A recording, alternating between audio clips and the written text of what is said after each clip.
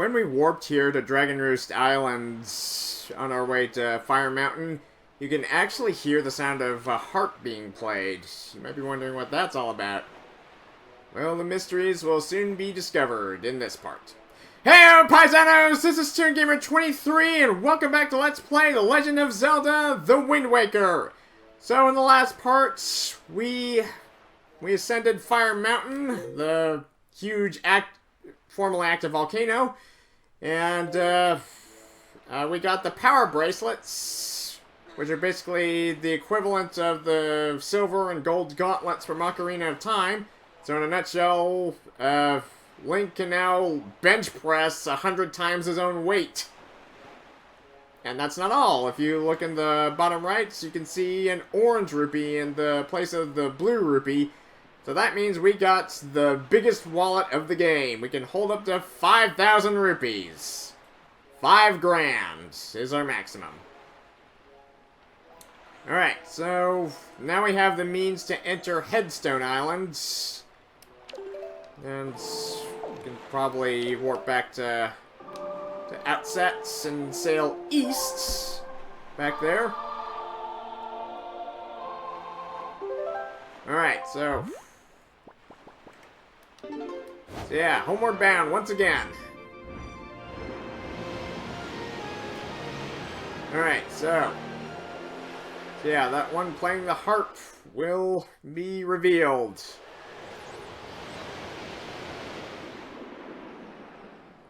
Alright, so might as well turn it back into daytime. I checked, and apparently the time of day stays constant even on Headstone Island as well. So it's not like Fire Mountain where it just gradually goes from night to day, day to night. So okay, so it's facing north. We need it facing the other way. I'm really glad in the remake that's the Swift sail pretty much it pretty much takes care of directing the wind for you instead of having to constantly and tediously change it all by yourself.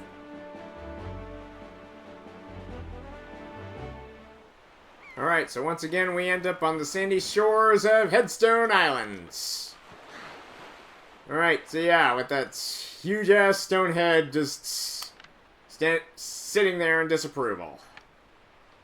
But there's actually some goodies up on top of the rocks here. You can see some rupees on some far rocks, so I think it's high time we reconnected with our seagull buddies and gain control of one. Alright, so yeah, we can grab some out-of-reach goodies with our winged friends here. Mine! Okay, on this rock we have magic, hearts, magic, hearts.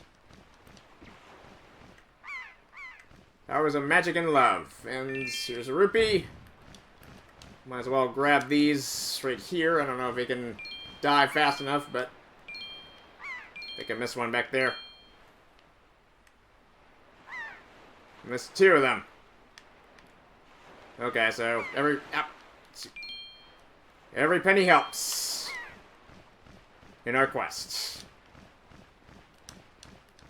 Alright, so that's not all. If you can actually get the seagull to fly to the highest point of the island, you will find a heart piece.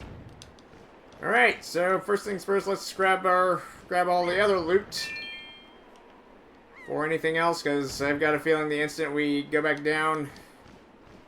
Yeah, doesn't appear to... Is there... Well, there's a few rupees down there, so I might as well grab them. Just avoid the cannon boat shots. If I get shot out of the air, I'll never forgive myself. Okay, grab this one. Ah! Alright. Alright, fly my friend, fly to the highest points of Headstone Island. Get our heart piece. Huzzah! Alright. Alright. So yes, we got a heart piece after a while. So yeah, every little piece helps on our quest. Now then, to business.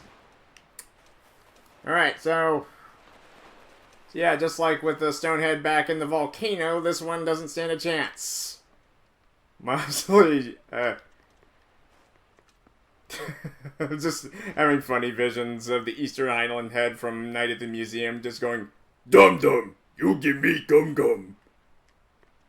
Well, Scooty has no gum gum, but he'll show you his guns. That's right. Yeah, light as a feather my ass. He's struggling under the weight of that thing, but at least he's able to lift the thing.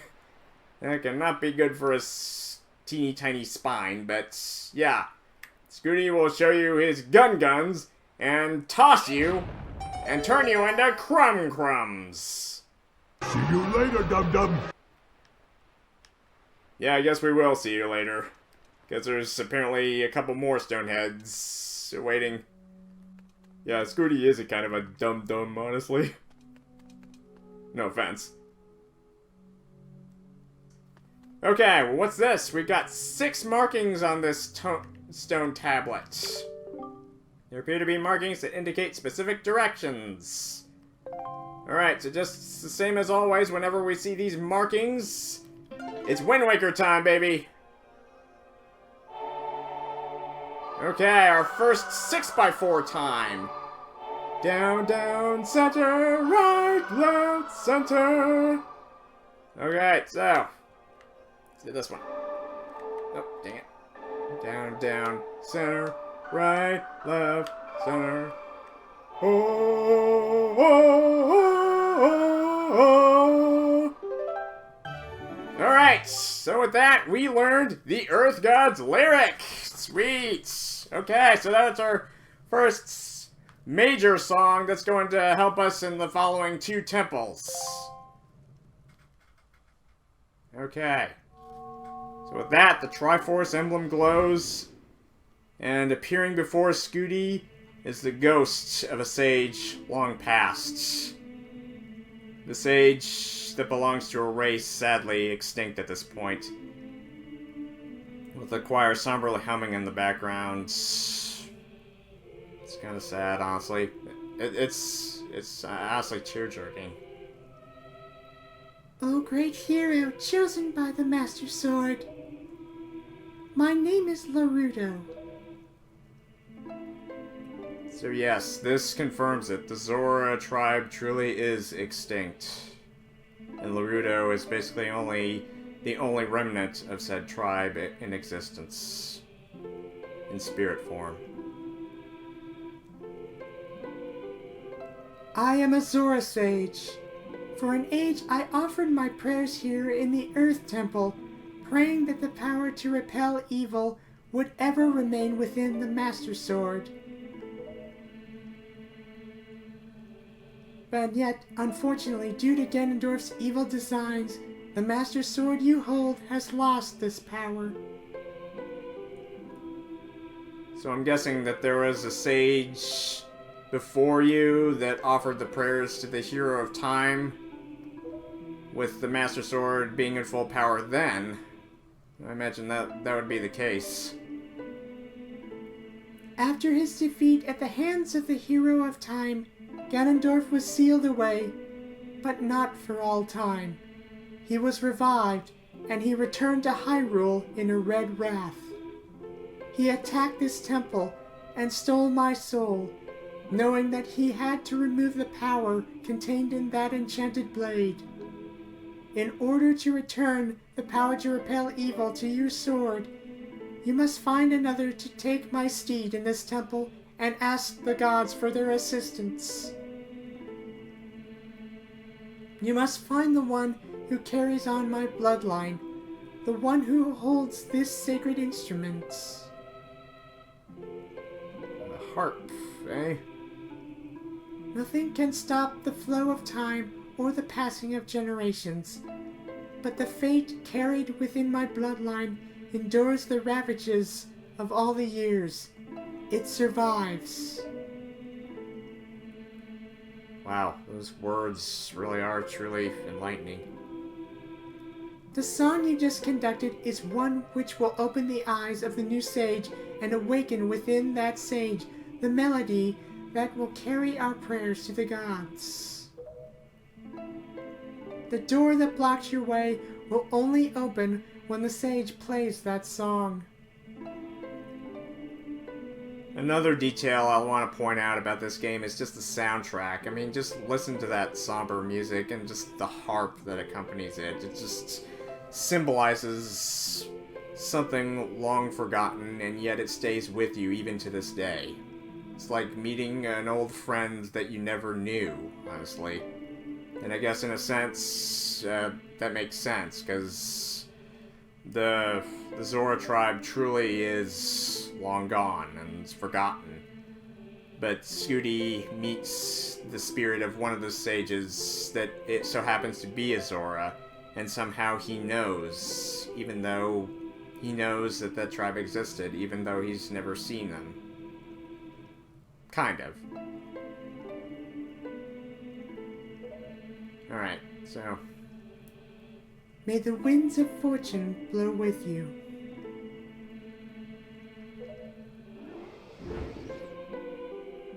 I was going to do a Star Wars meme, but I'm trying not to ruin the moment.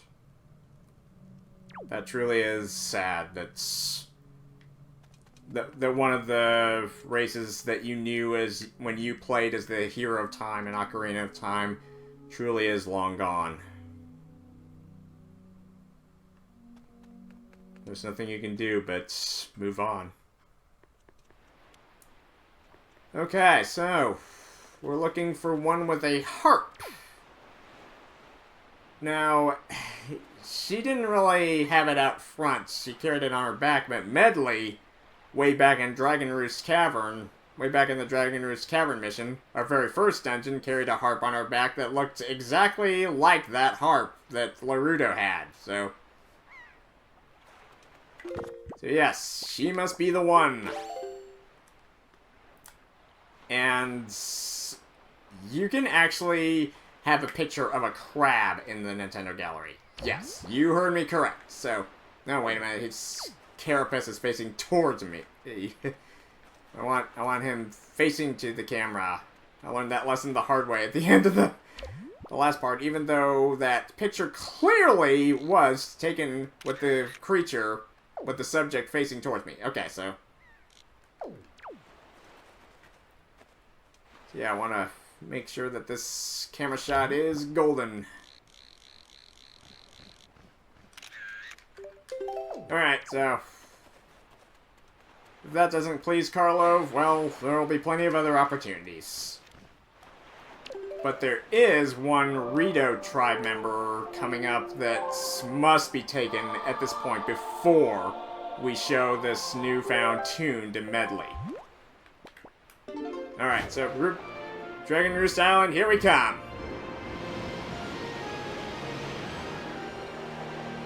And that seagull just doesn't even bother there. It's just frozen in time, not one with the wind.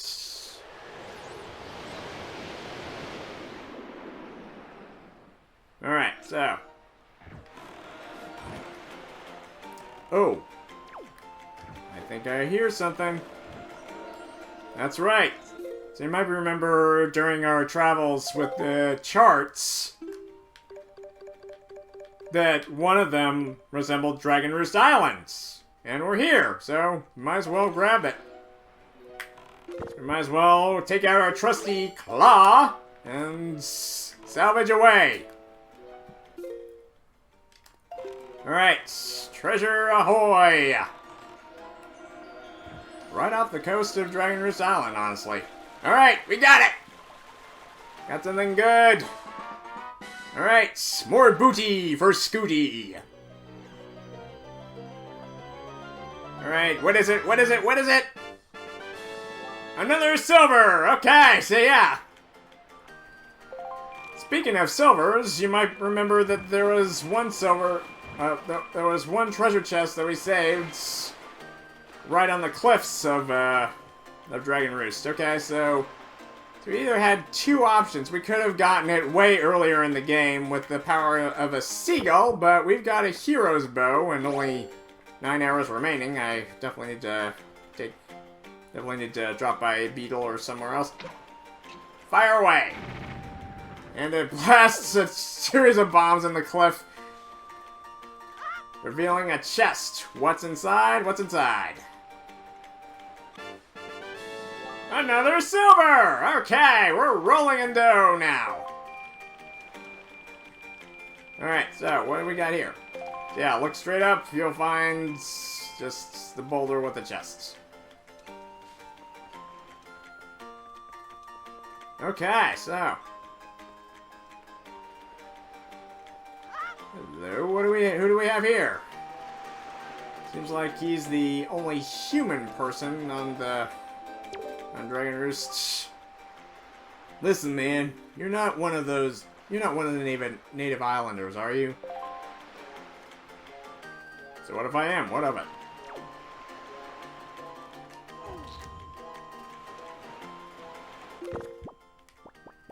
Okay, so I guess we can probably take a picture of this guy. What's he reading? Anyway, he's got to be facing towards the camera. He can't... Oh, shoot! Golden opportunity missed. Okay, so yeah, this guy right here,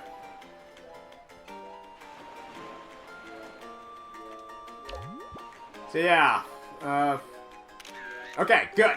Gorgeous. Loving that fair skin complexion on you. And those tattoos, lovely. Alright.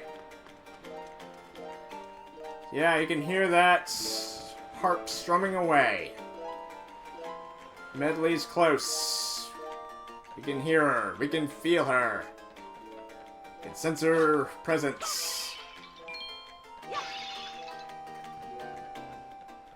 Go to her, Scooty. You two are destined for each other. Not really, but still though. I can dream, can't I?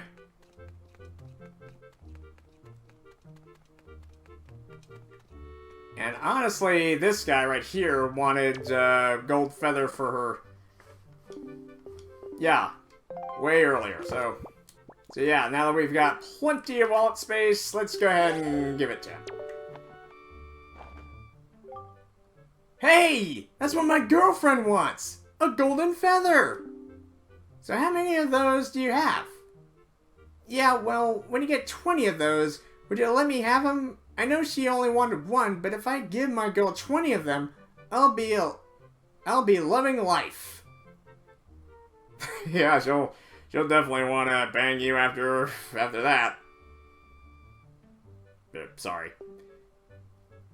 I like to get out and gather them on my own, but, well, you know, I've got guard duty and all. Alright, so we need more feathers. Okay, so the guy I was referring to that you must take a picture of right now resides here. So I think this is...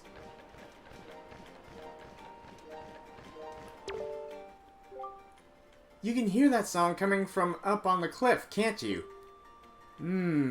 Such beautiful tone. Medli's really gotten good.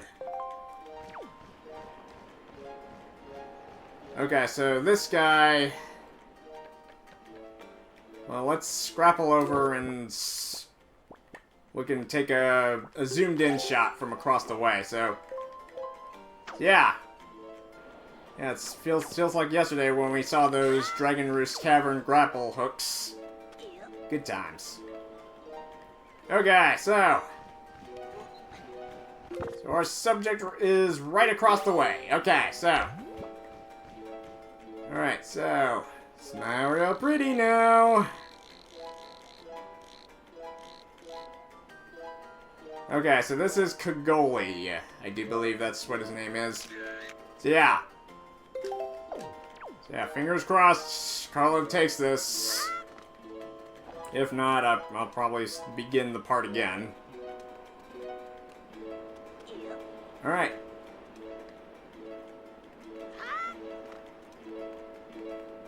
Yes, he has gotten good. He's just strumming notes right now. He's playing no particular song in particular, so... But yes, hey Medli, it's been a long time no see. Oh, Scooty, you're okay. You know, Prince Kamali's been asking me all about your adventures, Scooty. I can rest easy now that I've seen you safe and sound with my own eyes. Prince Kamali's turned into a fine young adult, hasn't he? Yeah, he really did save the day back at Forsaken Fortress. My eternal gratitude goes to him. Recently, he's even begun doing things on his own, without my guidance. Every conversation still ends up centered on you, though, Scooty. Watching Prince Kamali grow up fills me with pride, but it makes me a little sad as well. I wonder if this is how a mother feels. Oh, but just listen to me go on. How weird I must sound. Well, I'd better continue practicing so that I can be useful around here too. Performing music like this is an important duty of an attendant. How so? I'm curious to know about that. This instrument is called one of Fate's tools. Prince Kamali's grandmother saw me carrying it one day and called out to me to stop. She'd seen my fate in the curves of the instrument, you see? Well, I can definitely see curves, but I don't really see how that correlates to anything called fate. Unless, of course, those curves mean a future Medli, in which case you'll really have the curves. Sorry. She eventually became my teacher, and that's how I became the attendant you see before you today. So now you understand why I need to hurry and improve my skills, so that I may help the Airy. What if I told you your fate goes beyond helping the Airy, and that fate of yours helps more and more people across the sea? What if I showed you this? Hey! Is that the Wind Waker? Wow! Wait, you know about the Wind Waker? Well, I guess in that sense, you know a lot more about the lore of the ancient hero than you would think. Than most people would think. I mean, you do have 2 shrines with 2 frog wind gods at the base of your island, so I guess that's no big surprise. Scooty, will you conduct me? I wonder how I'll do. Okay, so the time has come to play the Earth God's lyric for Medli's sake. Oh, oh, oh, oh, oh, oh. Alright. The time has come for Medli to awaken. For her to know her true destiny. What a mysterious song. It sounds so familiar. It's almost as if something I've forgotten is trying to be remembered. Perhaps it is. I feel... Oh god, catch her, catch her! With that, Medli awakens within a dark void, and there standing before her is Laruto, her distant ancestor of a race long dead and forgotten. And yet, knowing that both of them carry the same instrument by design and shape, Medli can see the memory of the Zora tribe lives on. Laruto begins to play the Earth God's lyric with its somber yet beautiful notes echoing in the darkness. I always love this song. Now you, child. Medli begins to play the sweet tune on her own harp as well, resonating that heart and soul within the lyric. And after all these years, I think I finally understand the meaning behind this song. I call it the heart of the earth. It symbolizes memories of your loving friends and family that never leave you, and it guides you on your journey no matter where you go. And no matter what darkness comes, that loving grace will be the light that leads you back home in the end. And so, with that song memorized within her body and soul, Medli now knows her true destiny, to restore power to the Master Sword. She now knows exactly what she must do. Oh my god, he's holding her! He's holding her! Oh my gosh! I love these shows so much! Oh my gosh! sorry. Keep it together, Toon Gamer. Sorry, I just shipped these two so much and just seeing her in Scooty's arms. Oh my gosh. Oh my gosh. It just, my shipping meter just went haywire right there. Okay. I've gotten it out of my system. Just now, a sage spoke to me. She spoke so gently. Even though she didn't say anything at all. There's something that I must do. Scooty, thanks to you, I've been awakened to the knowledge that I'm a sage of the Earth Temple. There's actually something that I can do to help this world. It's incredible. You definitely see that's an eye-opening experience. I bet my teacher knew all about this. She probably did. She probably knew all along. Scooty, please. You must take me to the Earth Temple. We must hurry and wake the power to repel evil that sleeps within the Master Sword. As Kamali flies high in the sky, you can hear somber guitar music. I like how it complements the somber harp music, with the harp music being more feminine and the guitar music being more masculine. It's showing that their relationship between them will never be the same after this.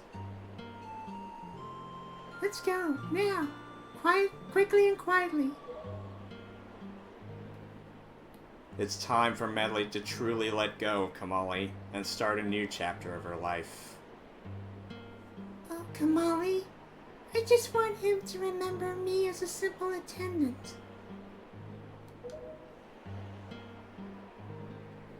Kamali flies to the cliff, hoping to find Medli and maybe admit his true feelings about her. But it's already too late. He comes to find no one there.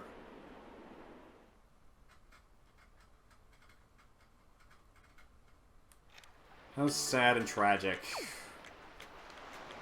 I really think that this is one of the game's central themes. Letting go. And looking to the future. It truly is a sad but realistic depiction of life itself. It truly is the hardest thing that most people can do, just letting go of the past. But we'll get deeper into that when the time comes. So for now, we have Medli along for the ride. I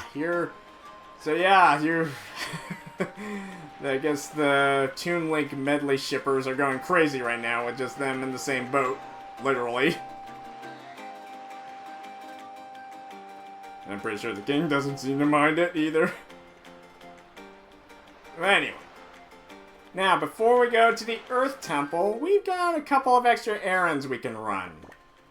For example, 2 bottles. We probably might want a 3rd one. And also, our magic meter is looking a little bit of a shrinky-dink lately. I mean, now we gotta use it, the Deku Leaf and magic arrows, and I'm pretty sure that there's gonna be some other things that'll use up a lot of magic along the way. So we need something to boost our magic. So we need something to boost our magic meter up a bit.